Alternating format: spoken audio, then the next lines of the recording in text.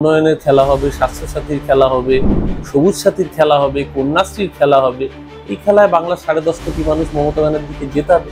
তাই হই হই করে খেলা হবে। মুখোশ হচ্ছে সিপিএম আর মুখ হচ্ছে আসলে বিজেপি। এজেন্ট দেবে সিপিএম, ভোট পাবে বিজেপি। বিজেপি একদিকে সিপিএম এর ক্যাডার বাহিনী, বিজেপি একদিকে রাষ্ট্রশক্তি, পেশি শক্তি, সরাসরি লড়ছে না, তাই ছায়ার সাথে লড়তে হবে। আমের ছায়া রামে দেখা যাচ্ছে, উনি এটাই বলেছেন। সিপিএম আমাদের সরাসরি আক্রমণ করতো। যে বর্ধমানের রাজনীতি করেছেন রবিদা জানেন সাইবারি ঘটিয়েছিল বর্ধমানের বুকে সিপিএম।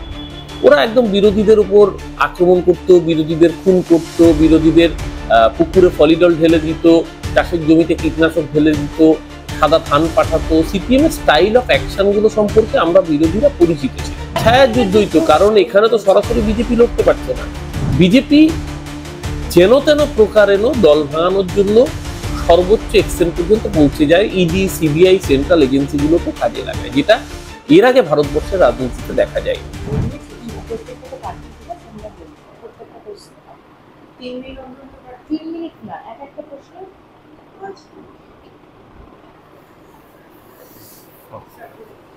আজ যেটা শোনা গেল সংবাদ মাধ্যমে যেই ঘটনাটা চালু হয়েছে যে সৌগত রায় বরানগরের একটি জনসভায় বলছেন যে মেলা খেলা বাদ দিয়ে পলিটিক্সটা করতে হবে, নইলে জেতা সম্ভব নয় বা জেতা যাবে না। তো মেলা খেলাটা তো আমরা বিরোধীদের গলায় শুনেছি, সেটা আপনাদেরই দলের সাংসদ বলছেন।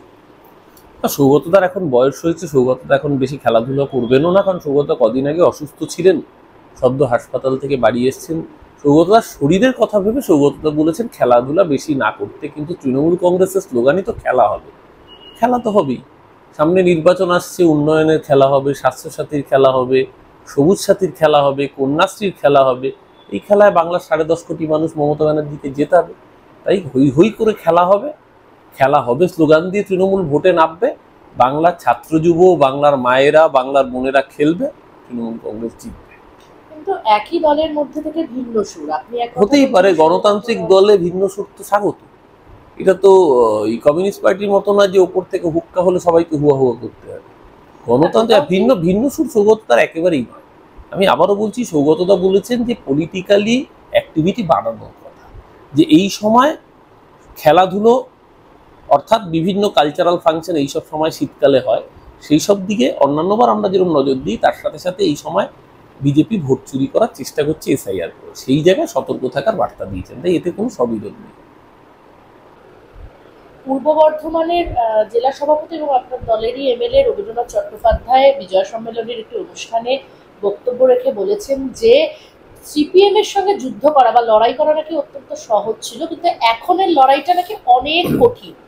তো 34 বছরের অপশাসন, যেখানে আপনারা সবসময় মানে এই কথা বলতে থাকেন 34 বছরের অপশাসন, সেখানে আপনারই দলের এমএলএ বলছেন যে সেই লড়াইটা নাকি অত্যন্ত সহজ ছিল, এখন কঠিন, ছায়ার সঙ্গে যুদ্ধ করতে হচ্ছে। ছায়া বলতে কাকে বোঝাতে চাইছেন? না, রবীন্দ্রনাথ চট্টোপাধ্যায় তো প্রবীণ এবং সিনিয়র মানুষ, উনি যেটা বলেছেন ওনার উপলব্ধি থেকে খুব একটা ভুল বলেননি। কারণ সিপিএম আমাদের চেনা প্রতিপক্ষ ছিল, সিপিএম আমাদের সরাসরি আক্রমণ করতো। যে বর্ধমানের রাজনীতি করেছেন রবিদা জানেন সাইবারি ঘটিয়েছিল বর্ধমানের বুকে সিপিএম। ওরা একদম বিরোধীদের উপর আক্রমণ করত, বিরোধীদের খুন করত, বিরোধীদের পুকুরে ফলিডল ঢেলে দিত, চাষের জমিতে কীটনাশক ঢেলে দিত, সাদা ধান পাঠাতো। সিপিএম এর স্টাইল অফ অ্যাকশন গুলো সম্পর্কে আমরা বিরোধীরা পরিচিত ছিলাম। কিন্তু বিজেপি কোনো গণতন্ত্র মানে না। বিজেপি যেন তেন প্রকারেণ দল ভাঙানোর জন্য সর্বোচ্চ এক্সটেন্ট পর্যন্ত পৌঁছে যায়। ইডি, সিবিআই, সেন্ট্রাল এজেন্সিগুলোকে কাজে লাগায়, যেটা এর আগে ভারতবর্ষের রাজনীতিতে দেখা যায়নি। তাই জন্যই হয়তো রবিদা বলেছেন যে সিপিএম কে লড়াই করার তুলনায় সহজ। আর বিজেপির আরেকটা ব্যাপার হচ্ছে, সিপিএম এর সাথে আমাদের হাজার রাজনৈতিক বিরোধ থাকতে পারে, কিন্তু সিপিএম কখনো ওপেনলি সাম্প্রদায়িক রাজনীতির মদত দেয়। সিপিএম কখনো ধর্মের ভিত্তিতে বিভাজনের কথা বলেনি, যদিও পরবর্তীকালে সেটাও সিপিএম এর পরিবর্তন হয়েছে, বামের ভোট রামে গেছে। সেটা মমতা ব্যানার্জিকে হারানোর তীব্র তাগিদ থেকে আত্মঘাতী গোল সিপিএম করেছে। কিন্তু সিপিএম সরাসরি ধর্মের ভিত্তিতে বিভাজনের রাজনীতি করেনি। তাই সিপিএম আমাদের চেনা শত্রু, চেনা প্রতিপক্ষ। তুলনায় বিজেপি অনেক বেশি আগ্রাসী এবং অনেক বেশি দেশের সংবিধানকে নষ্ট করে রাজনীতি করতে চায়। তাই ছায়ার যুদ্ধই তো, কারণ এখানে তো সরাসরি বিজেপি লড়তে পারছে না। আপনি দেখবেন যে মাঠে ময়দানে বর্ধমানের বুথে বিজেপি এজেন্ট দিতে পারবে না, এজেন্ট দেবে সিপিএম।